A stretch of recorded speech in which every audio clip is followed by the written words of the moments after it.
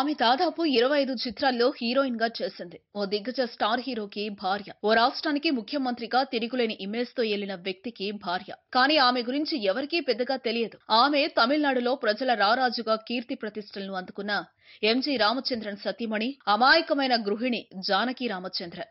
తమిళనాడు ముఖ్యమంత్రిగా ప్రజలు జేజేలు అందుకున్న ఎంజి రామచంద్రన్ తన వ్యక్తిగత జీవితంలో మాత్రం పూర్తిగా ఉమనైజర్. ఆయన మొదటగా చిత్తారికులం భార్గవి అలియాస్ తంగవణిని మొదటి వివాహం చేసుకున్నాడు. ఆమె కొంతకాలానికే ఆరోగ్యం బాగాలేక మరణించింది. కానీ ఎంతో డబ్బున్న ఎంజీఆర్ ఆమె ఆరోగ్యాన్ని ఏమాత్రం పట్టించుకోకుండా తన స్వార్థంతో తానుండిపోయాడు.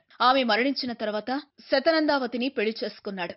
ఆమె కూడా అతి తక్కువ కాలంలోనే క్షయవ్యాధితో మరణించింది. ఆమెను కూడా ఆయన ఏనాడు పట్టించుకోలేదు. 1965లో ఆయన విఎన్ జానకిని వివాహం చేసుకున్నాడు. ఆమె తమిళ నటి కూడా. ఎంజీఆర్ మాయలో పడిన ఆమె తన భర్త గణపతి భట్కి విడాకులిచ్చి ఎంజీఆర్ ని రెండో వివాహం చేసుకుంది. ఆమె 1940లలో 25 చిత్రాలకు పైగా హీరోయిన్ గా నటించింది. 1939లో ఆమె గణపతి భట్ ని వివాహం చేసుకుంది. వారికి సురేంద్రన్ అనే కుమారుడు కూడా ఉన్నాడు. ఆమె భర్త గణపతి భట్ ఎంజీఆర్ కి సినిమాలలో మేకప్ విషయంలో, సినిమా కథల ఎంపికలో ఎంతో సహాయం చేసేవాడు.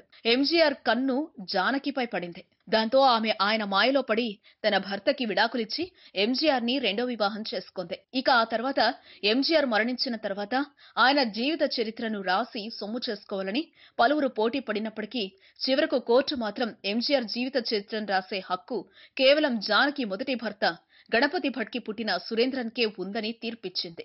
ఇక ఈమె చాలా అమాయకమైన మహిళ.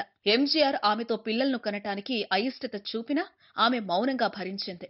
ఇక అదే సమయంలో తనతో హిట్ పేర్ గా సినిమాలలో పేరు తెచ్చుకున్న జయలలితతో ఎంజీఆర్ అక్రమ సంబంధం పెట్టుకున్నాడు. అయినా తెలిసినా కూడా భర్తని ఎదిరించే ధైర్యం ఆమెకు లేదు. ఎంజీఆర్ జయలలిత కలిసి దాదాపు 25 చిత్రాలకు పైగా కలిసి నటించారు. ఇక ఎంజీఆర్ ద్రవిడ ఉద్యమంలో నాస్తికునిగా పేరొందినా కూడా ఆయన భార్య జానకికి మాత్రం దేవుడంటే చాలా నమ్మకం.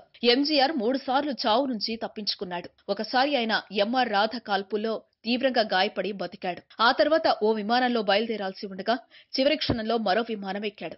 ముందుగా ఎక్కాలని భావించిన విమానం కూలిపోయి అందులోని అందరూ మరణించారు. ఆ తర్వాత ఆయనకు షుగర్ తో పాటు గొంతు పోవడం, మెదడు సరిగా పనిచేయకపోవడం, ఇంకా వివిధ తీవ్రమైన రోగాలలో ఆసుపత్రిలో మరణం దాకా వెళ్లాడు. కానీ ఆయనకు జానకి ఎంతో సపర్యలు చేసి దేవుళ్లకి మొక్కుకుని ఆయన ప్రాణాలను కాపాడటానికి ఎంతో కష్టపడింది. ఈ 3 సార్లు ఆమె పూజల వల్లనే ఎంజీఆర్ బతికాడని ఎందరో నమ్ముతారు. తన జీవితం చివరిలో ఎంజీఆర్ కూడా దేవుని నమ్మేలా చేయడంలో ఆమె విజయం సాధించింది.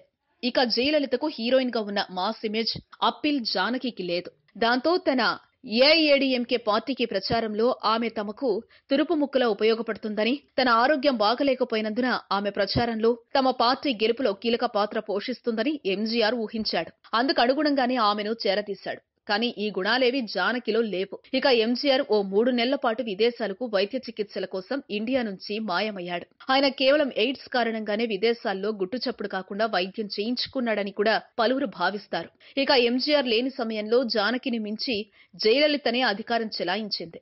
ఇక జానకి కుమారుడికి ఆ పార్టీలోని ఓ మంత్రి కూతుర్ని ఇచ్చి పెళ్లి చేయాలని జానకి భావించింది. కానీ ఆ సీనియర్ రాజకీయ నాయకుడు జానకికి బంధువుగా మారితే భవిష్యత్తులో తనకు ఆటంకాలొస్తాయని జయలలిత భావించి ఆ వివాహం జరగకుండా అడ్డుపడింది. ఇక ఎంజీఆర్ హాస్పిటల్లో ఉన్న సమయంలో ఆమె రాజీవ్ గాంధీతో కలిసి తాను ముఖ్యమంత్రి కావటానికి వ్యూహం పన్నింది. ఇది తమకు కూడా లాభకరమే అని భావించిన రాజీవ్ దానికి ఓకే చేశాడు. ఇక ఓ ఇంటర్వ్యూలో ఎంజీఆర్ జానకిల వివాహం చట్టబద్ధత గురించిన ప్రశ్నలను జయ లేపారు. ఆయనకు ఆమె అధికారికంగా ఎలా భార్య అవుతుందని ప్రశ్నించింది. ఈ విషయం తెలిసి ఎంజీఆర్ కి జానకిలకి సన్నిహితులైన రాజకీయ నాయకులు జయను బండబూతులు తిట్టారు. కానీ ఎంజీఆర్ మాత్రం మౌనంగా ఉండిపోయాడు. ఇక ఎంజీఆర్ కూడా తన తర్వాత జానకినే ముఖ్యమంత్రి కావాలని కోరుకున్నాడని ఆయన సన్నిహితులు అంటారు. కానీ బయట ప్రపంచం పెద్దగా తెలియని, రాజకీయ ఎత్తుగడలు, ప్రజాకర్షణ శక్తి, వాక్చాతుర్యం లేని ఆమె రాజకీయాల్లో రాణించలేదు. ఎంజీఆర్ మరణించిన తర్వాత ఆమె ముఖ్యమంత్రి పీఠాన్ని అధిరోహించిన కేవలం నెల రోజుల్లోపే ఆమె రాజీవ్ గాంధీ, జయలలితల ఎత్తుగడలకు పదవీచ్యుతురాలైంది. ప్రజాకర్షణ శక్తితో కేంద్రంలోని కాంగ్రెస్ పెద్దలు రాజీవ్ గాంధీ సహకారంతో జయలలిత ముఖ్యమంత్రి పీఠాన్ని అధిరోహించింది.